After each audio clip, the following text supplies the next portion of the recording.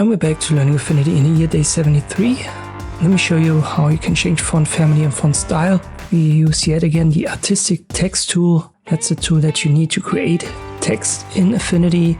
Just left click on your canvas and then type something in, and you can size it up like any other object.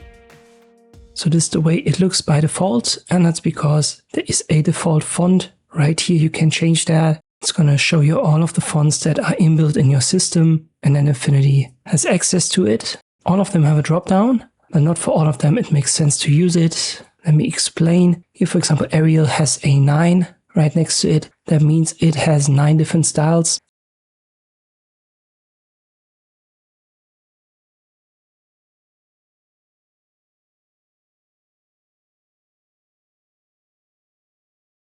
Agency has 2, therefore we have 2 styles.